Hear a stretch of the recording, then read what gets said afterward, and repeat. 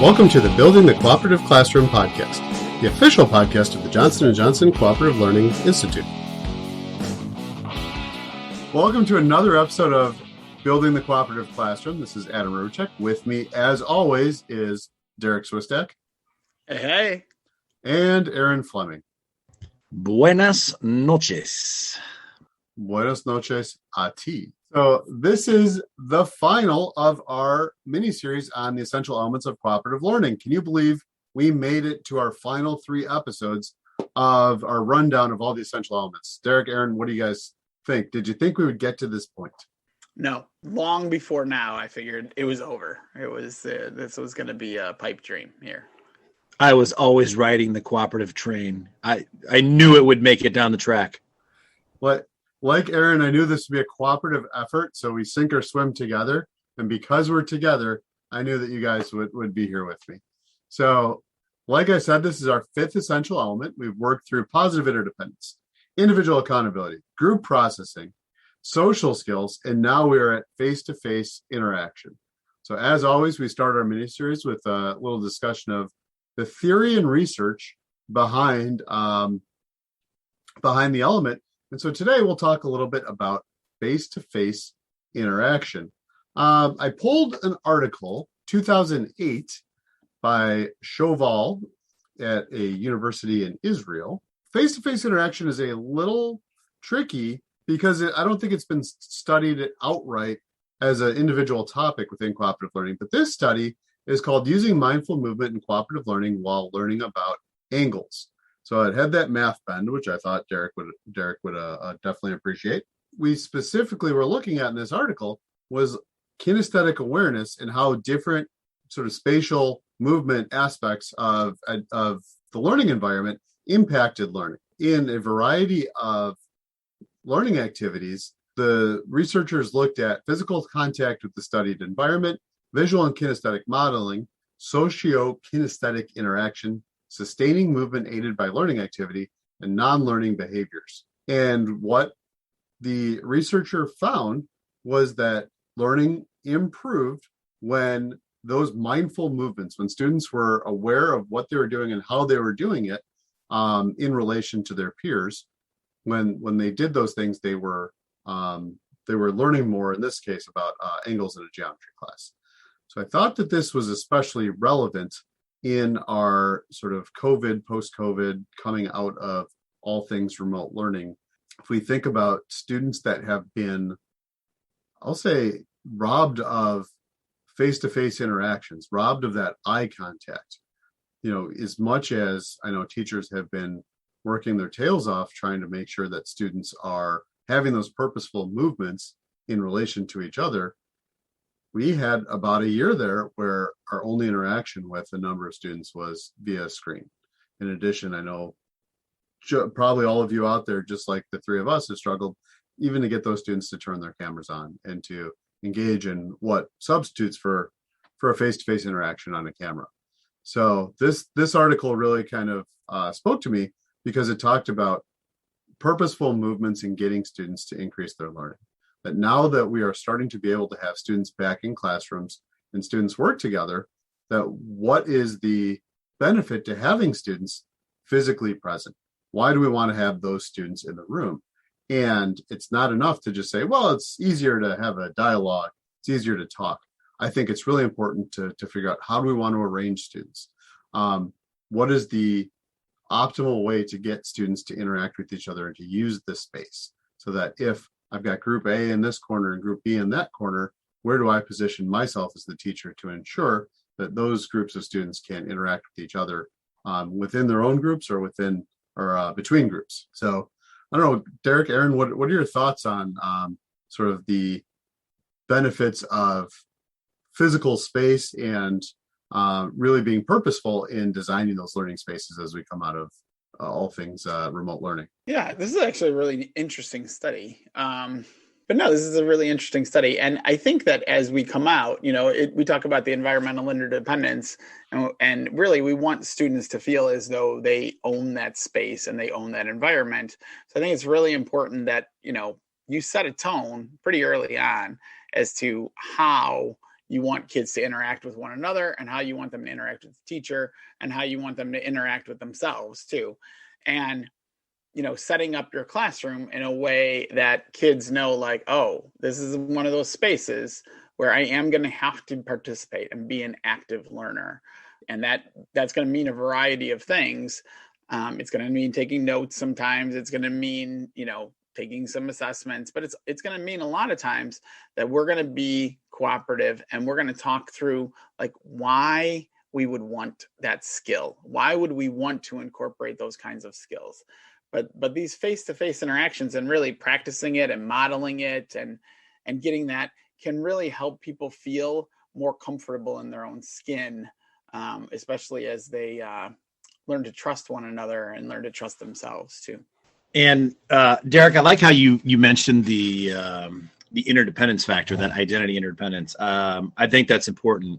So often when I process with my students, even towards the end of the year, and I say, what did you like most about the physical arrangement of the classroom? They really like that they are the center of attention. They like that they don't feel as robotic in the rows.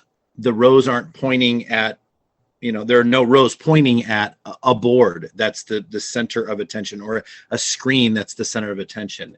They know right from the first day when they walk in, when those desks are grouped into either pairs or pods of 3, they are the focal point. Their conversations and their interactions, that face-to-face interaction. And, to your point, Adam, we are going to really need to spend some time in the fall of 2021 to really reteach, of course, all these, all the social skills, I think that, quite frankly, have eroded a little bit over the past year plus. But this knee-to-knee, eye-to-eye, face-to-face interaction will be so important, for us in our assessment of learning, but for students, their assessment of how, their groups are doing, and putting the focus back on those interactions.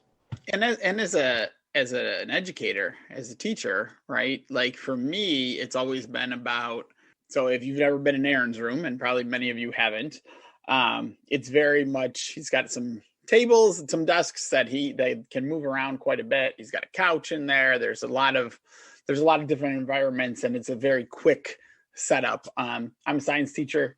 We've got a lab space, and that's non-movable.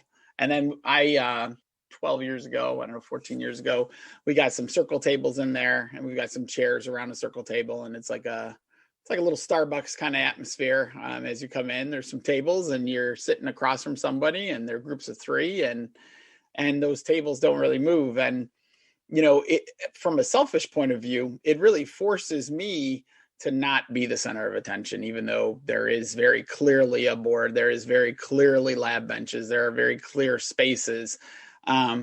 Whenever I share a room with somebody, they always are like, sometimes people struggle a little bit with that. They're like, oh, it's really hard to get them to focus and to not talk. And I'm like, yeah, we want them to talk.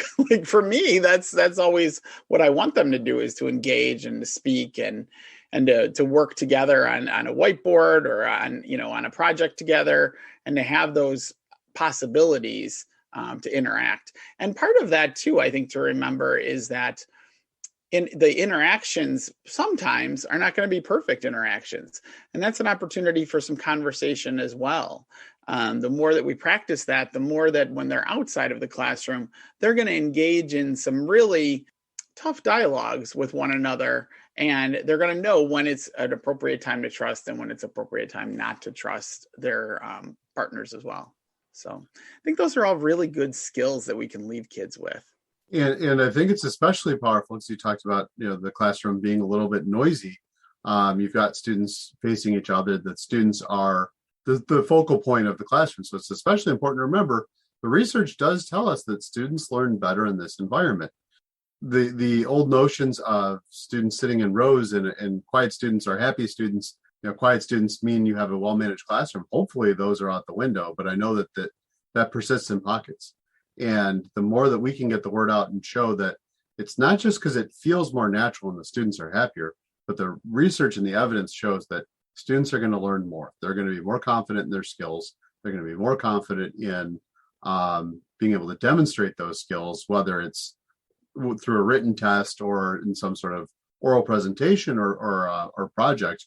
That the students will be much more apt to be dynamic in showing mastery. And the more that we can get that word out, and the more that we can show, having students look at each other, having students talk to each other, having students not just work side by side, to actually have students engaging with each other in that knee-to-knee, eye-to-eye environment is beneficial. And this is really the first start, right? Like this step, even though we talk about it being the last step here, it really is the start, right? Like it's a mindset shift as to how you're going to set up your classroom and how you're going to have kids positioned in such a way that you want them to talk to each other and you want them to have these interactions with each other. But if that's all you do is just start there and you're not thinking about those other elements, it's going to be tougher. If those kids don't already have some social skills, if they're not already pretty far along on this.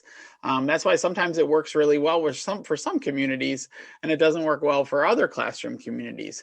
But there is a path, and to Adam's point, there is a path towards better achievement. So not only are we acquiring these skills that we all agree are really important life skills later on, but we're also acquiring the ability to learn faster and better.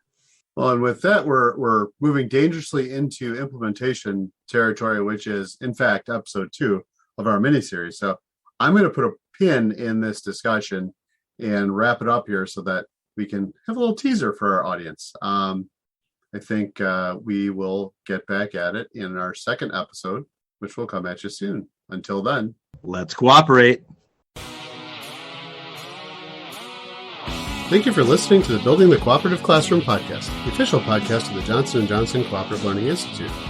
Please check out the show notes for all relevant links, including a link to our Twitter account and the Cooperative Learning Institute webpage. This podcast is copyrighted under the Creative Commons license, copyright 2021. Theme music courtesy of Jimmy Ryan.